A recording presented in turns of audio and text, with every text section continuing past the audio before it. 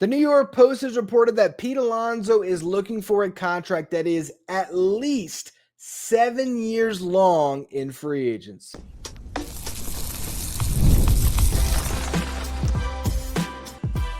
You are Locked On Mets, your daily New York Mets podcast. Part of the Locked On Podcast Network, your team every day. Hello to all you amazing Mets fans. You're watching Locked On Mets, part of the Locked On Podcast Network, your team every day. I'm your host, Ryan Finkelstein. I've been covering the New York Mets on this show since the 2019 season. This is the #1 daily podcast of the New York Mets. If you want to find any of my written work, you can do so over at justbaseball.com, where I work as the editor-in-chief. Today's episode is brought to you by FanDuel. Right on, new customers can bet just $5. If your bet wins, you're going to get $300 in bonus bets to use across the app. Download FanDuel today. Now, we have a news story in the New York Post that's getting a lot of buzz. It was written by Mike Puma, and it's titled, "The Pete Alonso Dilemma at the Center of Mets Offseason Has No Easy Answers." Now, you need to have Post Plus, their subscription, to be able to read the article. Luckily, I do. So I'm going to give you all the pertinent details so you can be as informed as possible on the latest with Pete Alonso, which a lot of it is the same stuff that we already knew. But you do have this buzz quote, or this buzz report. I should say it's not a quote, it's a report that is getting a lot of traction, which is where the story reads: Alonso, who turns 31 in December, is expected to seek a contract of at least 7 years and land consistent with deals the player's agent, Scott Boras, completed in recent seasons for Marcus Semien and Matt Chapman at the same age.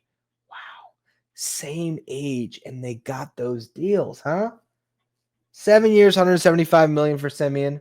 Chapman, 6 years, $151 million. And for Semien, it has been a largely good contract for the Rangers. They won a World Series with Semien.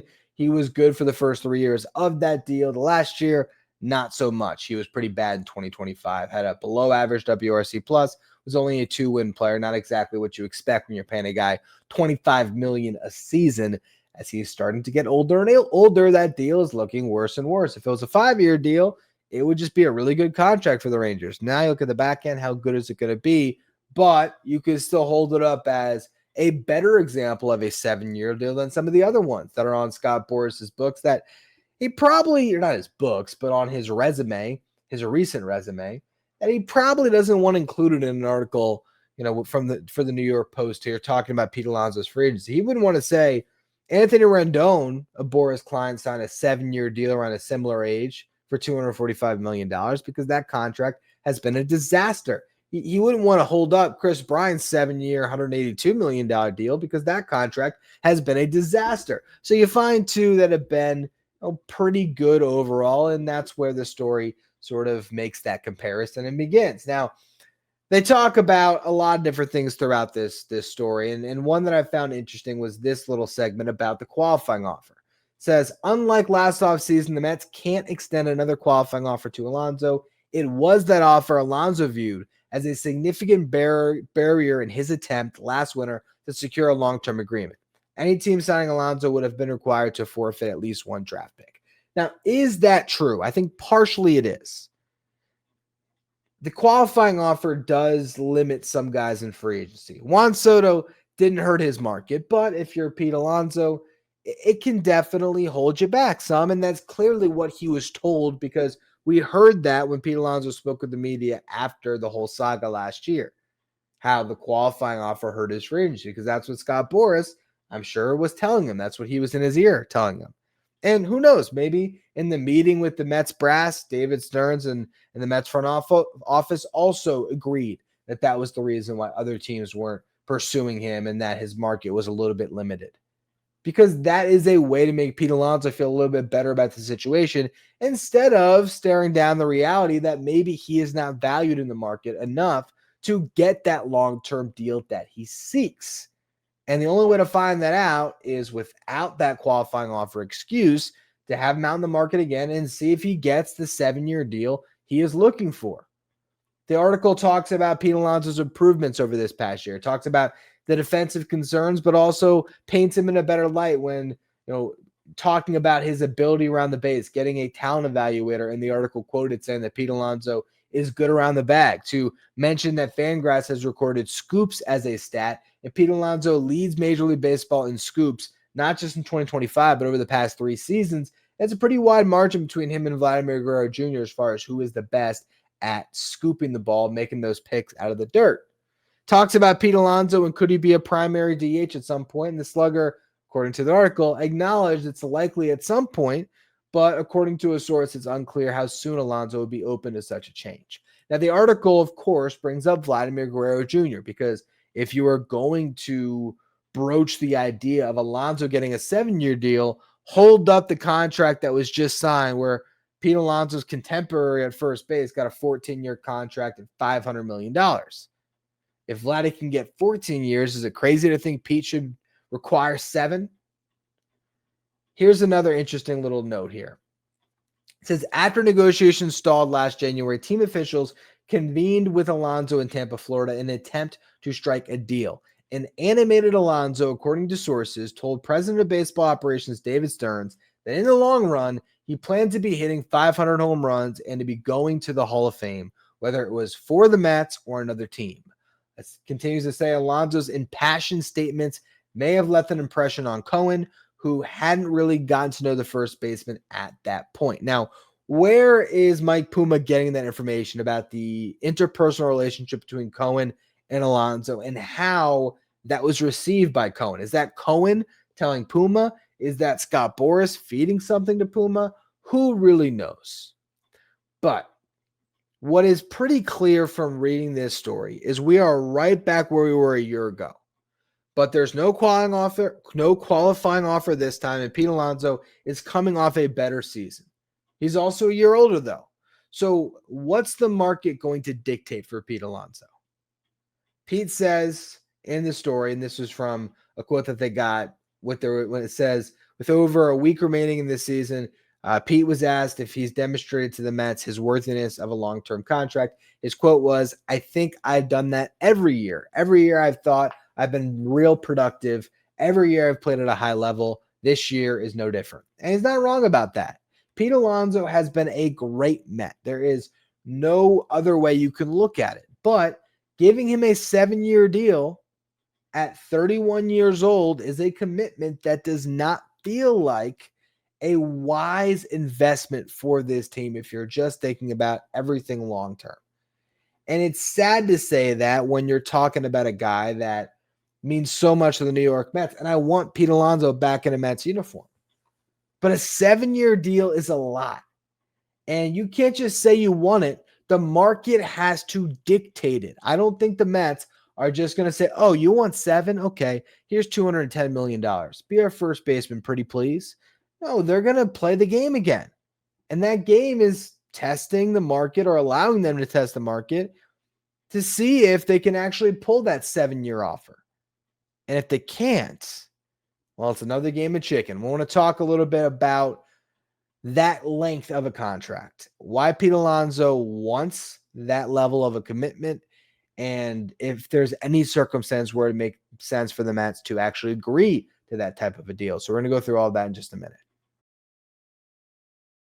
Today's episode is brought to you by FanDuel. The NFL season's here, and FanDuel has an offer you don't want to miss. Right now, new customers can bet just $5, and you're going to get $300 in bonus bets if you win.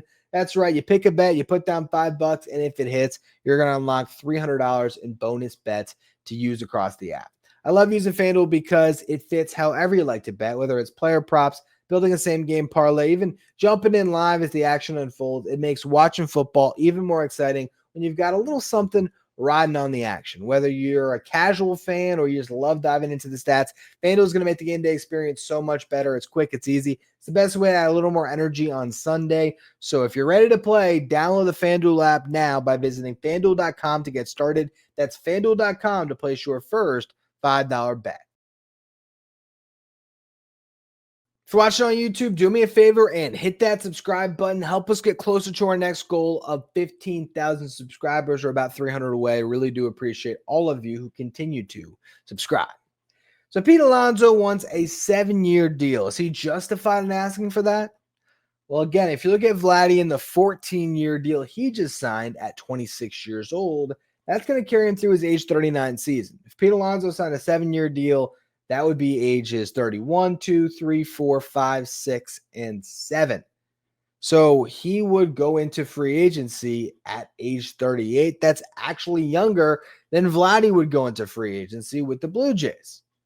But that was a very specific circumstance that led to the Blue Jays extending Vladdy. They did not want him to hit the market. They did not want that contract to be hanging over their head all season. He was their guy, and they wanted to confirm that, and look at where it got them. They're in the ALCS. So it worked out for them. But Pete Alonso is a little bit of a different story because he's not 26. He's going to be 31 I think 31 in December. So is there precedent for a 31-year-old getting a 7-year deal in recent memory?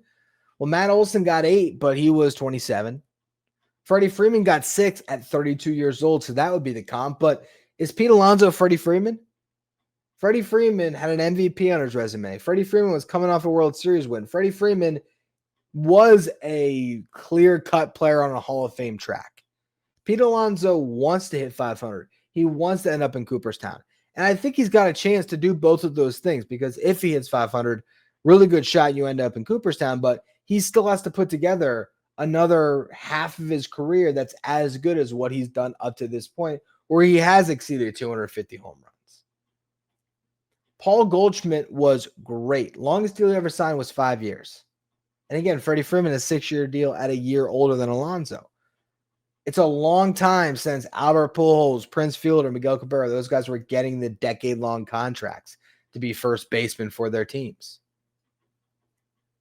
So now you look at Pete in this current situation, yeah, I understand what he wants. And personally, I want it too. I want Pete Alonso to be productive for 7 seasons in a Mets uniform, get to 500 home runs, and just have this incredible career. But am I committing to 7 years right now? I don't think I would.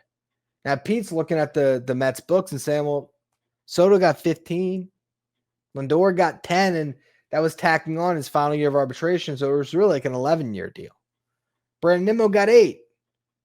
So why do all those guys get long-term deals and Pete Alonso is just left waiting on one? Well, again, Lindor was 28, Soto was 26, both of them better players at the time. Nimmo getting 8 is a fair gripe, but you have to remember the context of why the Mets signed him to that deal. They were coming off a 101-win season. Max Scherzer was amazing. They had just signed Justin Verlander. They were going all in and trying to replace Brandon Nimmo, who was a great center fielder in 2022 for the Mets, was nearly a 6-win player, 5.5 FWAR. To replace him, going to be really difficult, and a win-now team who already spent a ton of money said, you know what, fine, we will sign Brandon Nimmo. But they didn't say, oh, we'll sign him and here's 8 years. That 8 years didn't come out of thin air. That 8 years was on the table from another team. There were other teams, I think particularly the Rockies, who were willing to invest that significantly into Brandon Nimmo. And so that gave him enough leverage to get that 8-year deal from the Mets. The thing is that contract really the example you want to hold up as to why you should give one of these guys your lifelong Mets contract? Look, Nimmo overall has been pretty solid, okay? If you told me when he signed that deal that Brandon Nimmo would hit 72 home runs over the next 3 seasons, I would have told you were out of your mind because his career high was 17 when he signed that contract. And he had 63 total career home runs before signing that deal. He has now passed that in 3 seasons with 72. If Brandon Nimmo sticks around and he's able to play all 5 years with the Mets at this level, which is a big if, he's going to be knocking on the door of getting past Strawberry or at least Wright in the home run department because he's at 135 right now. If he just matches this 3-year total that he just had, he's over 200 with a couple years left on his contract, which is wild. He's not the guy that gets on base at a 360 clip anymore, so I understand some of the frustration with Nimmo, and I also think if you had to pull one contract off the Mets books right now, it probably would be Nimmo. I mean, it could be Frankie Montas, who's just not going to pitch next year and is owed $17 million. But if you just think about how prohibitive this contract could be with Nimmo as he ages, you'd probably say, maybe want to get out of that. So that's where you get back to Pete Alonso. 7 years for Pete, that is signing up for the potential of a fall off where that contract looks really bad at some point. Now, you have to risk that to get good players at times. But going to the length of a 7-year deal, it's a lot. If he wants to stay with the Mets on a 7-year deal, again, he's going to have to find it in the market and then bring to the Mets a 7-year deal from another team and say, will you match this? And knowing David Stearns and where the Mets are heading, I don't know if they would just blindly match. I really don't know. I don't think they would. I think they would set a line in the sand on years. I don't think they would go beyond 5. Certainly not beyond 6. So the question now is, Pete Alonso, we know what he wants. 7-year deal at least. He wants to stay with the Mets, and he obviously wants to get paid. How do all those three things come together in a way that the Mets feel comfortable with it? And how is Scott Boras going to play this thing? I'm going to talk about all that to close out the show here in just a minute. Today's episode is brought to you by Monarch Money. Most people can't name all their financial accounts or even what they're worth, whether it's 401ks, properties, or investments. When you don't have the full picture, you can end up leaving money on the table. That's why there is Monarch Money. It's an all-in-one personal finance tool that brings your entire financial life together in one clean, easy-to-use interface on your laptop or your phone. Monarch does the heavy lifting for you, where all you have to do is link all of your accounts, and in minutes, you can start to see clear data visuals, get smart categorization of your spending, and finally, you can feel in control of your money without ever touching a spreadsheet. Don't let this financial opportunity slip through the cracks. Use the code LOCKEDONMLB at monarchmoney.com in your browser for half off your first year. That's 50% off your first year at monarchmoney.com with the code LOCKEDONMLB. If you're an everydayer that always tunes into the show, make sure you become a Locked On Mets insider. This is our texting service where you get updates from me anytime news breaks on the Mets. You can ask me questions anytime. You can take part in our Locked On Mets signed photo giveaways. If you want to be a Locked On Mets insider, find the link in the episode description or go to subtext.com/LockedOnMets. So let's now talk about Scott Boras. How is he going to play this market? Pete Alonso is not just any free agent in this class. Last class, yes, Pete was important to Scott Boras, but it was the Juan Soto year. There was a lot of free agents that Scott Boras had to deal with, along with even just Soto. He had Corbin Burns on the market. He still had Bregman along with Alonso. Those guys are back at it again. He had just a lot of irons in the fire, a lot of things that he had to get done throughout one winter. This year's a little less crowded. And I don't know if that's a good thing or a bad thing for the Mets, but you got Pete Alonso, Alex Bregman, and Cody Bellinger are his top 3 free agents, along with Dylan Cease, who's right up there, and Zach Gallen. Those are the top 5. But for the position players, Alonso, Bregman, Bellinger. Now, all 3 of those guys could conceivably return to their team from this past season. Bregman had a great first year with the Red Sox. Bellinger had a great first year with the Yankees. And Pete Alonso, obviously, has been a great Met for a long time.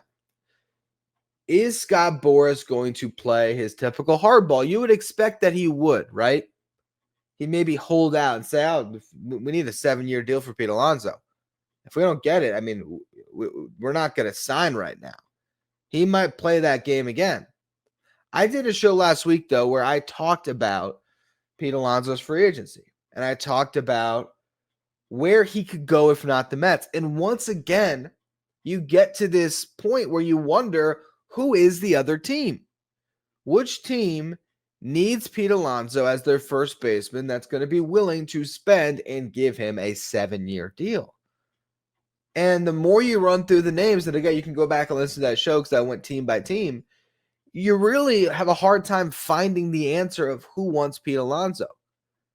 Unless you find a team that you wouldn't expect who's willing to spend, like maybe it's a Baltimore Orioles or the Pittsburgh Pirates say, you know what, Pete's everything for us. He's going to take us to the promised land with Paul Skeens, so we're going to actually give a 7-year deal. But that's never happened. These aren't teams that traditionally spend in that way. The one team I came up with was the Angels, because the Angels have a history of, quite frankly, overpaying free agents.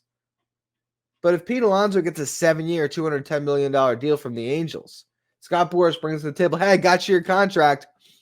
I got 7 years, 210. He's going to say, oh, from the Mets? Oh, no, from the Angels. And then the question is Pete Alonso really motivated more by length of contract and total dollars than a winning team and going back to play for the Mets? Now, let's just say he got that same exact contract and it was from the Phillies. Now, I don't think Pete wants to be a Philly, but if you're not getting the respect you feel like you deserve from the Mets, and you have an opportunity to get the contract you feel like you deserve from another winning team, well, then I think he'd come around. But are the Phillies going to be going after Pete? Or are they going to be trying to reunite with Kyle Schwarber? I think it's probably the latter. So the point is, as we look at this free agent market and how this is going to play out, it does seem like we could be heading towards another staring contest between Scott Boras and David Stearns. And I don't think David Stearns is going to blink at a 7-year ask until there's a 7-year offer on the table. And then once there is, I still don't think he's going to blink. I think he's going to look at other options, but also, can the Mets afford to just be waiting on Pete all offseason again? He, this time, is really the biggest piece of their offseason. Last year, it was Soto. And you had that ace in your back pocket. You knew that your team is going to be a Juan Soto better than it was a year before. Well, now you've had Soto. So if you don't sign Pete, now it's just going to be a Pete Alonso worse than a year before. There are other first basemen in this market, and that's where this thing gets interesting, and this is where Pete Alonso could end up not being a Met anymore.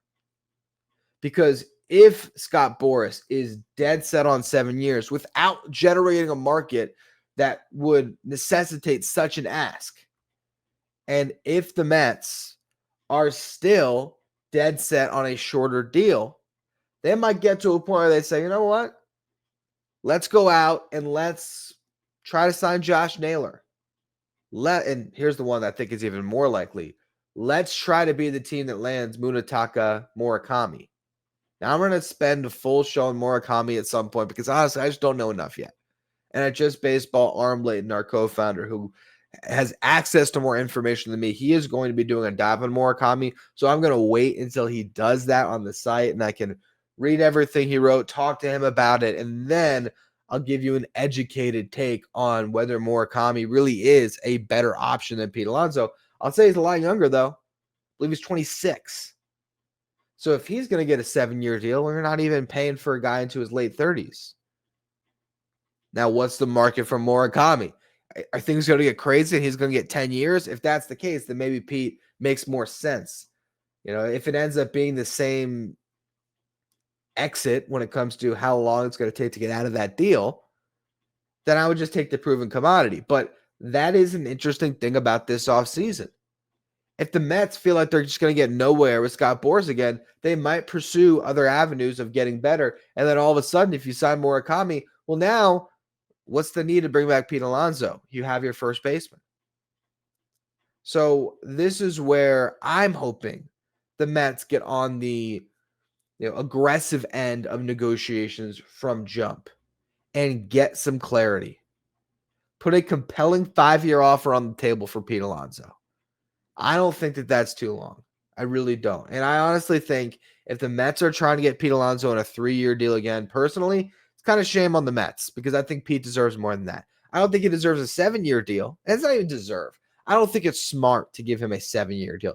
He might deserve a 10-year deal for what he's done for the Mets up to this point, but that's not a wise way to tie up your future capital in one slugging first base when you already got a DH eventually in Juan Soto, because we know he's not going to be in right field forever, and you can make an argument he should be in right field even next season.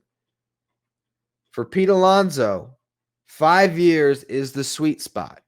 It's not an insult. It lines him up with Brandon Nimmo's contract, and I'm not saying, hey, 5 years on the cheap. I'm saying pay him what he made this past season over 5 years. I talked about that on the last show. I said 5 years, $150 million. I think the Mets should put that on the table as soon as the World Series ends. I think they should get out in front of it. Matt Chapman signed a 6-year, $151 million contract. They talked about that in the article.